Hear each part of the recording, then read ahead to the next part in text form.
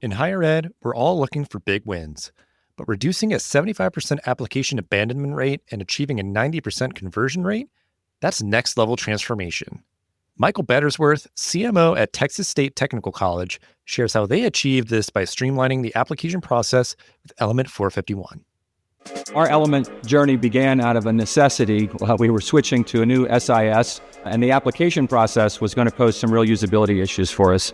We felt that application was going to hamper our enrollment. So we began quickly to evaluate different CRMs, different applications. So for context on that, our conversion rate with the prior application had about 75% abandonment of people clicking apply to submit.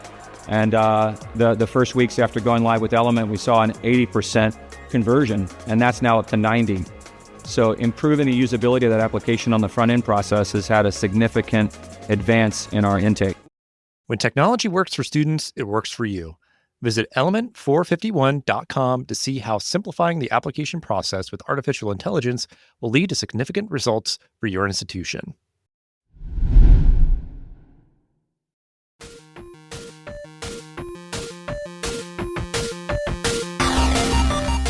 Welcome to the Higher Ed Geek Podcast, where we explore the impact of EdTech on the student experience with engaging, fun, and relevant conversations that honor the wide range of work happening all across the higher ed ecosystem.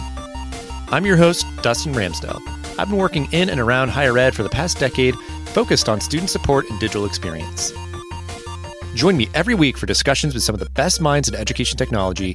We'll be bringing you their perspectives on how digital transformation is reshaping the way we recruit, engage, and graduate learners. You'll hear firsthand accounts of how institutional leaders are developing their strategy, as well as get deeper on the stories of how these EdTech tools are being built to foster better student outcomes. With that, let's get to today's episode.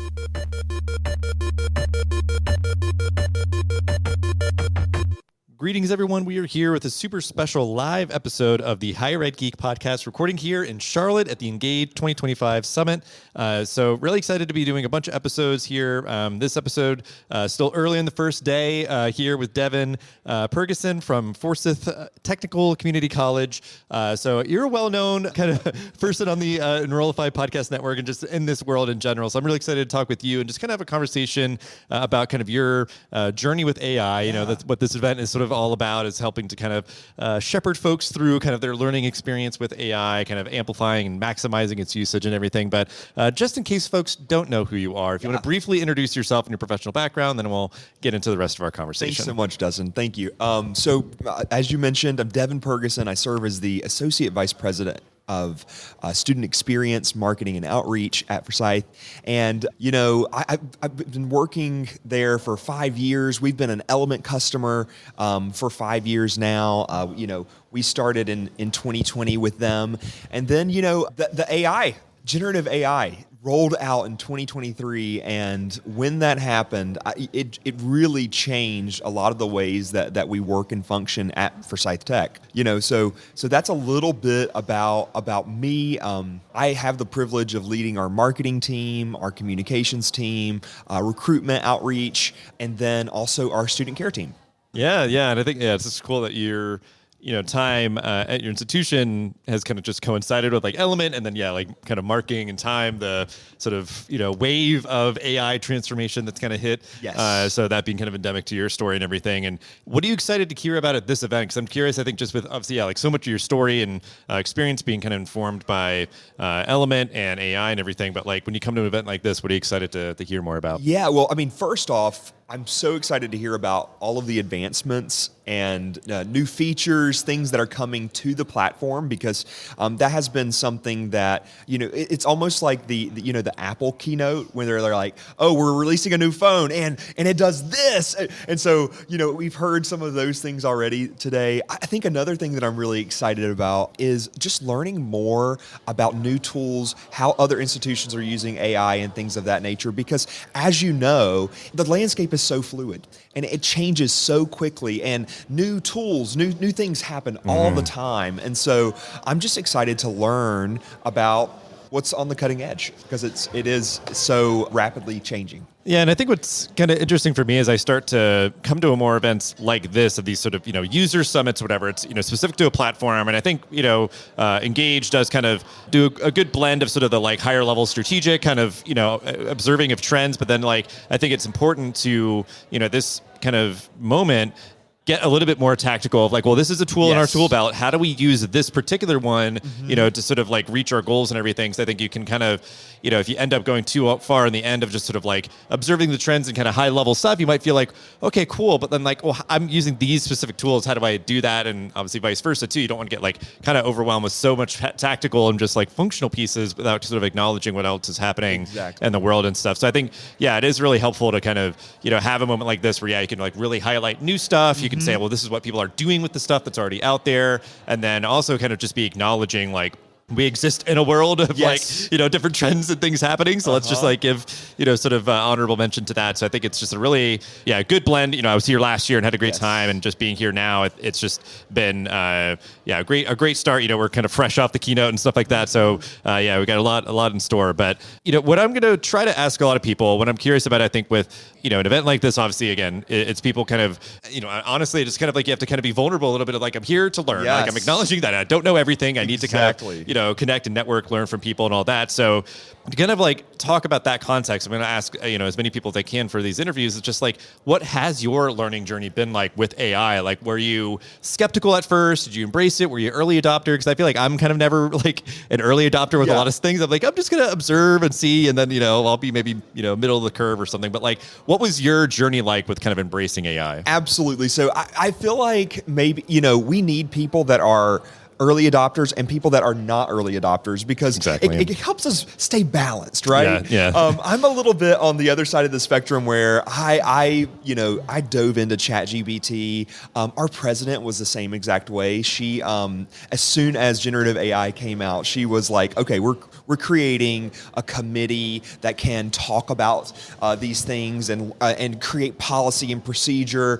Literally as soon as it came out. And so we have been, at Forsyth, pretty early adopters with that. Now, that doesn't mean everyone is.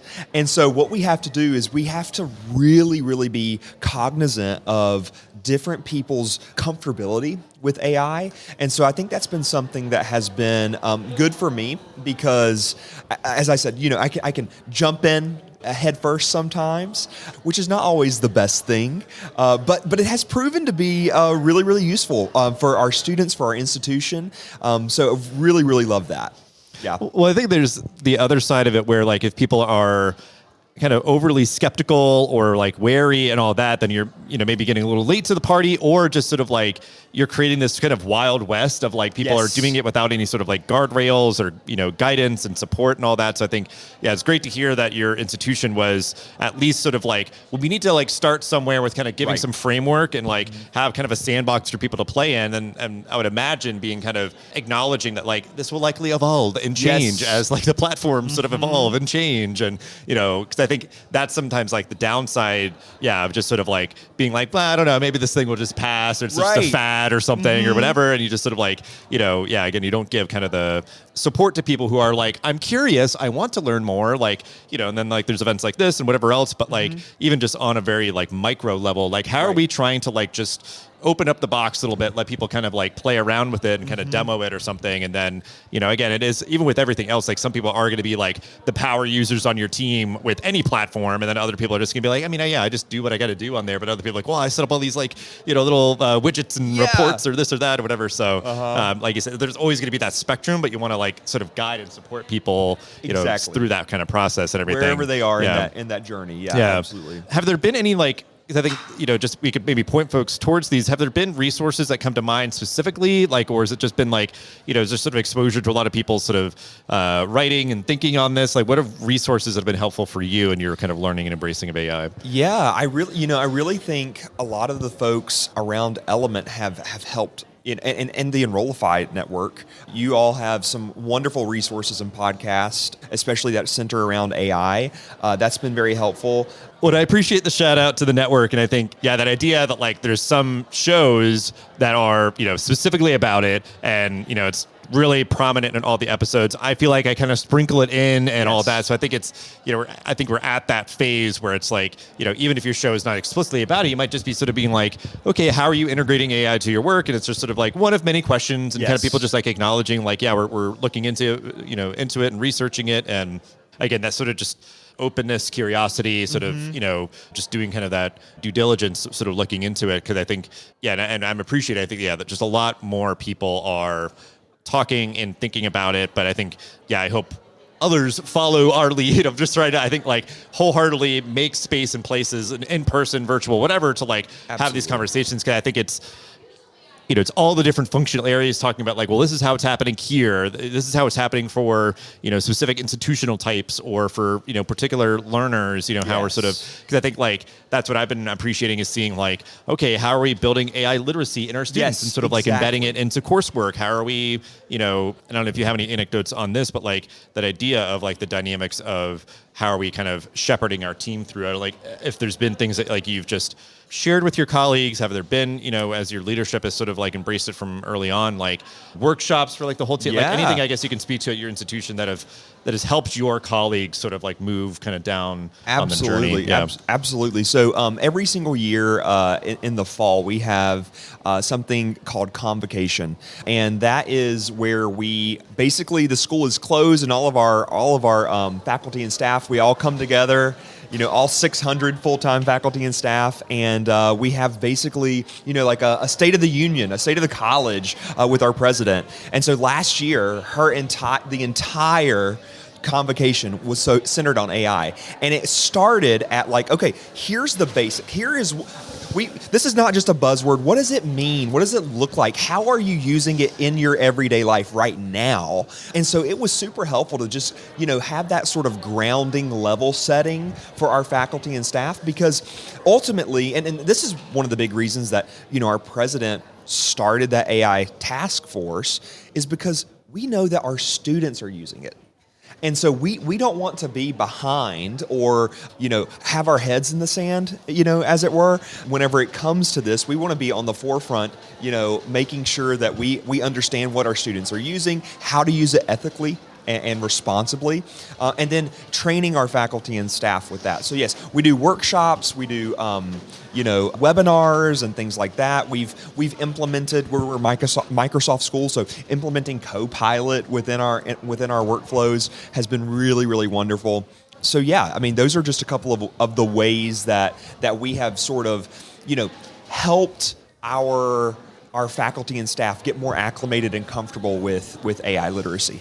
Yeah, that's great to hear, because I think two things that stood out. One, just, again, that acknowledgement of students and like their usage, and you don't want to be, again, and that's a whole realm, kind of just having this kind of ambiguity or, things kind of getting out of control. But then like the buzziness of this sort of moment, I think if you're like solely just seeing stuff coming on your like social media feeds, you're probably going to get lost in the buzz and the noise and all that. And, I think we've got like great folks here that are, I think, saying like, all right, we're cutting through the nose, guys. Yes. We're getting like really specific, and even that like some of the stuff that as a history nerd, appreciating that like human beings have been interested in like automating things and machines and like little personal assistants and stuff, like little robot buddies and stuff. That's just like endemic in our culture.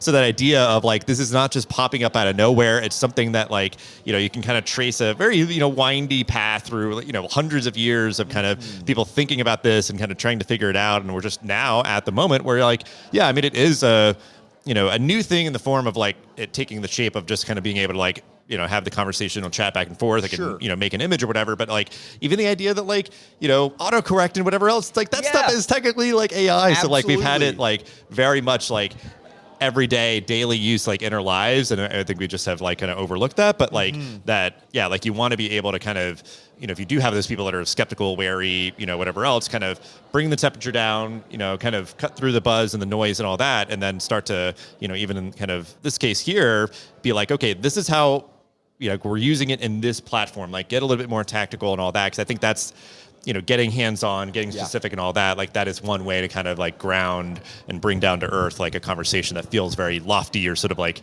I don't know, just like intangible. So we will wrap here. I'll ask this to everybody as well, just, whether it's AI related or whatever else, it's a turbulent moment for higher ed. Yeah. advice that you would like to give to other higher ed leaders navigating this moment? Yeah, I think it like you said, it is a very, very turbulent time. That's a great way to frame it. But I think the key ideas that I would have, and I think these stand in any time, and that is start with the student. Don't implement technology just to be modern. Start with what your students actually need, and I think that is what we should be doing. We try as I know student-centered and student-focused is kind of buzzwordy, but that is really, really what we have implemented, focused on mission vision at Forsyth Tech, and that's really our North Star. So yeah. And I appreciate you saying that. That came up kind of to your credit. Like a lot of folks were bringing up that similar sentiment in the episodes of folks have listened that were at the AI show as part of the ASU GSV Summit is like, and it was just really refreshing for me to hear that. It's just like really reinforcing that point of like, if you're trying to kind of guide yourself and find that compass, find that North Star, just think through like what those students are going to benefit most from. And like, even just sometimes if it's like, what are they asking about, like, how are you maybe soliciting feedback or just getting inputs and stuff that can inform it. But like that can always just be a smart way, even when it is something that feels like this sort of like cutting edge kind of, breakthrough kind of technology and this moment, like that will help you through like with AI stuff, but everything else, just sort of keeping that North Star. So I think that's very good advice. And I appreciate you being here and connecting with folks and hanging out for this podcast episode. We'll have ways to connect with you in the show notes. But yeah, just thank you so much for your time and for all that you do. Thank you so much. I really appreciate it.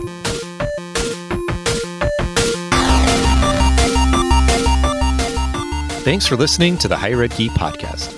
This show is a proud member of the Enrollify network, home to Higher Ed's largest collection of podcasts. Enrollify is where higher ed goes to grow, so be sure to check out our other podcasts, webinars, video clips, blogs, and more. Visit enrollify.org and subscribe for all the latest details and content drops directly in your inbox. Enrollify is brought to you by Element 451, the digital workforce platform for higher ed. Learn more at element451.com.